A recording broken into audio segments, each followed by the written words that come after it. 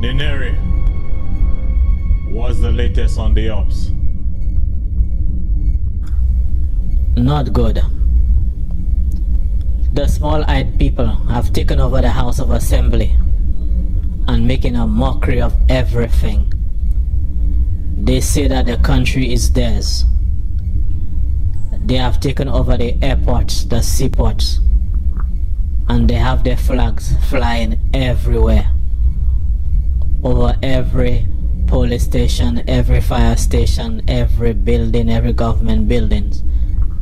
The small-eyed people have their flags everywhere.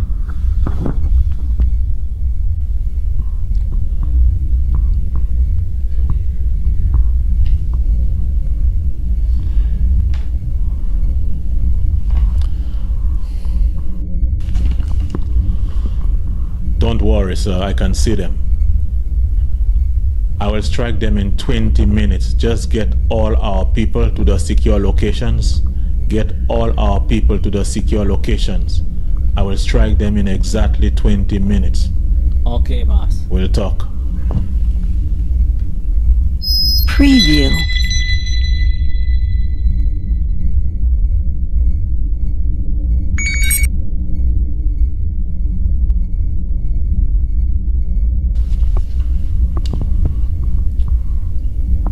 One down, sir. One down.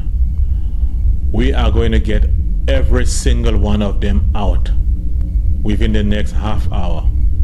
In 30 minutes, all of them will be out.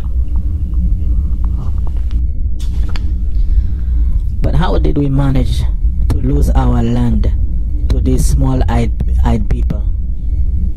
How can a people from far that we don't even know come to take our land and want to oppress us and rule us in our own country?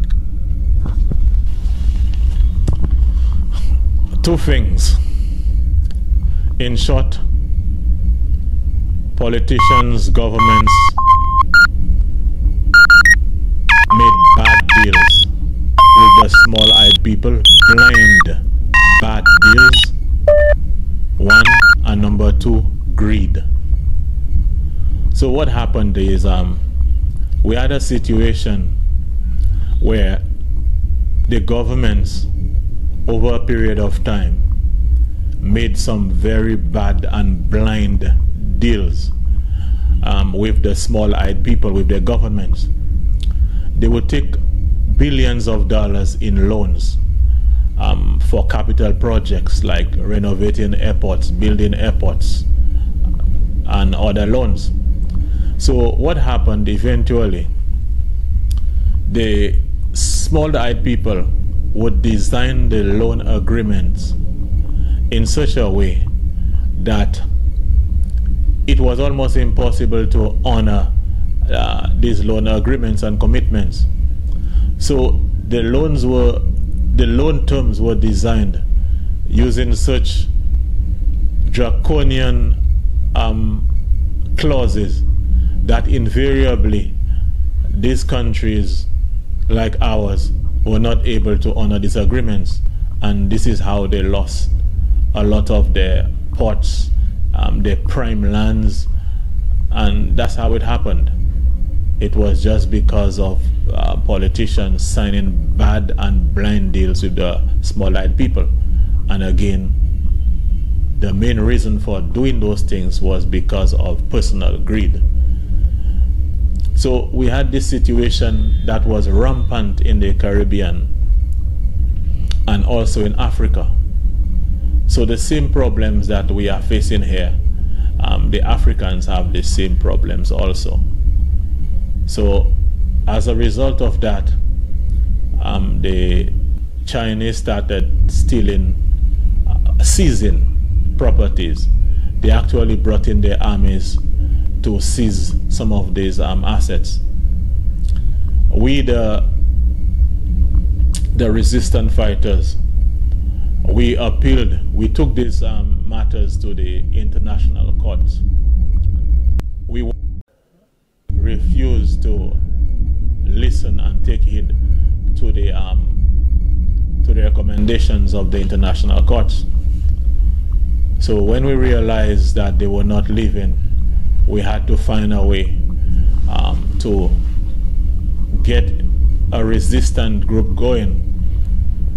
We didn't get any support, as you would anticipate, from government officials. And even the spaceship, we were able to get help from some of our colleagues, our scientists in other countries, whom we smuggled secretly to have this spaceship built. We actually did this project. This whole spaceship was done at Louvet. And so this is how it happened.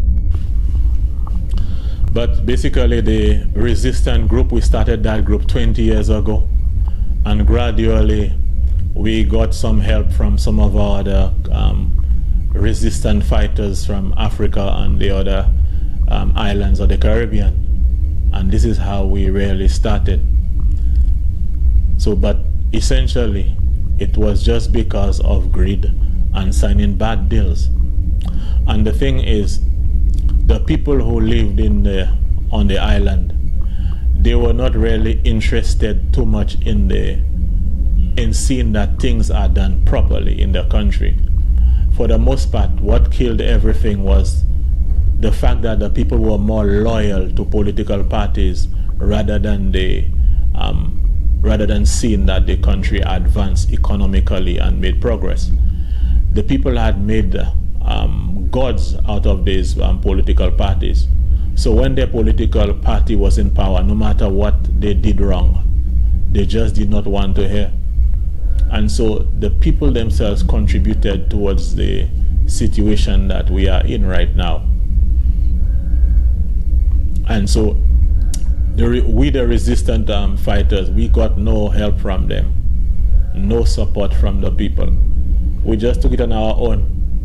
And when late in the game, when the people realized that we were basically created to liberate the country, we finally got support from them. But the people were blinded by trinkets, blinded by false hopes. And one of the main problems, again, with the people is that the people made it a habit of complaining about useless things. They complained about things that did not grow the economy, things that did not advance their causes. And so when the significant things that affected life were happening, they said nothing. And nobody took them seriously because they were always complaining about the useless and senseless things. So basically this is what it is in summary. But right now I'm seeing a situation. I have to attend to a situation in Africa. We'll talk some other time. But as I told you, remember the locations. I'm going to handle that situation in Africa.